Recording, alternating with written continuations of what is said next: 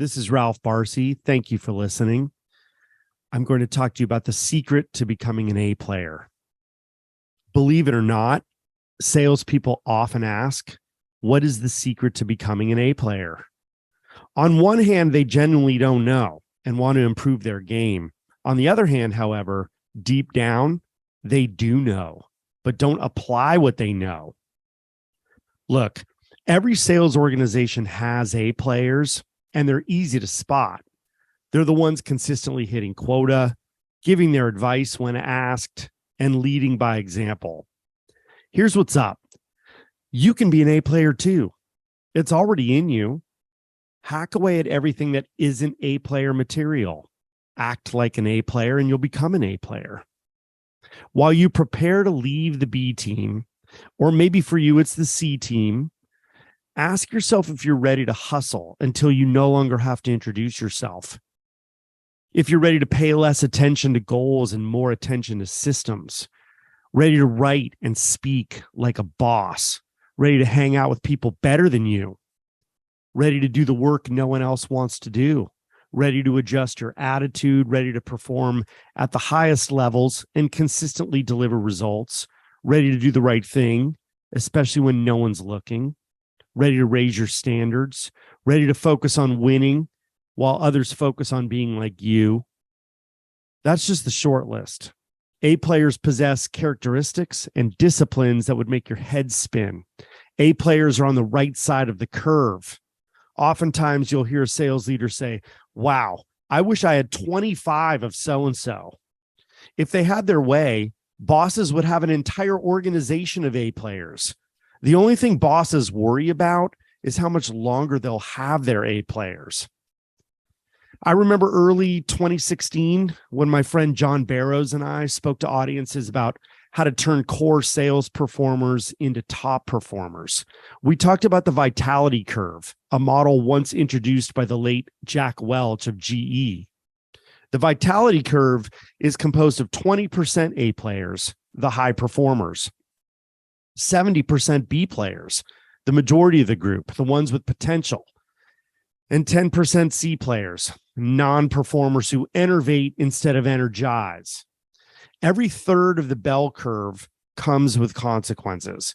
Folks on the left side of the curve, for example, face micromanagement, performance improvement plans or PIPs, and job termination. Those in the middle section of the curve need others to motivate them and require constant hand-holding and coaching.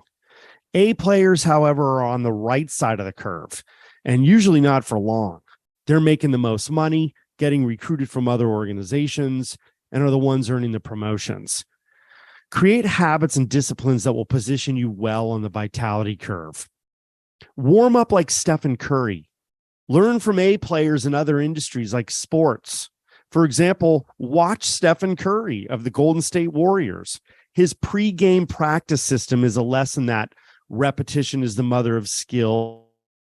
What you focus on is what you feel, and you are what you repeatedly do. Curry drills the fundamentals: ball handling, shooting, and passing. In fact, he even taught a master class on it. How good are you at practicing the basics every day or every week? How badly do you want to become and remain an A player? For you SDRs out there, sales development reps, get great at drilling the fundamentals. While Stephen Curry sharpens his skills, start sharpening yours. Here's a comparison that shows how Steph handles business along with how A player SDRs handle business. Steph focuses on ball handling and dribbling. That means he's doing slaps, wraps, crossovers, side V dribbles with both hands and both legs. A player SDRs are focusing on conversation flow. They're recording mock voicemail greetings. They're viewing the appearance of practice emails on their mobile phones. They're writing down conversation starters for the following week's calls. Steph Curry's focusing on the two-point shot, shots from up to 19 feet from the hoop, or the three-point shot, shots from outside the three-point perimeter, or the 40-foot shot, deep shots from over 40 feet out. Also, he's focusing on free throws, which are standing shots from the free throw line. A player SDRs, on the other hand, are focusing on gatekeepers and emails to low-level people in the organization, as well as calls. They're focusing on 3-sentence emails with one question, 5 new email subject lines, and calls to lower-level leads. They're focused on dormant leads and old opportunities. They're contacting leads where the last activity was greater than 120 days. They're resuscitating older, closed, lost opportunities. They're focused on high-level phone calls, practicing calls to the C-suite in target accounts. Oh, by the way, the calls are monitored and coached by their manager. They're also focused on presentations to their peers. They're hosting lunch and learns, and they're sharing best practices. Steph Curry, on the other hand, he's signing autographs. He's paying attention to and he's giving appreciation to his fans. He's also executing during the game. He's showing real world application of his drills. A player SDRs, on the other hand, are writing blog posts. They're filming YouTube videos. They're sharing insights and experiences with the sales development community. They too are executing during the work week. While B players look at you and C players look at Facebook, deliver what you rehearsed. You're an A player. All right, stop listening and start working. I hate to break it to you, but there's no secret to becoming an A player. In fact, those who ask already know the answer. If you seek A players, it is A players that you'll find. Decide to develop A player attributes. Concentrate on delivering results. Learn to communicate well. Differentiate yourself from the B and C players in your organization.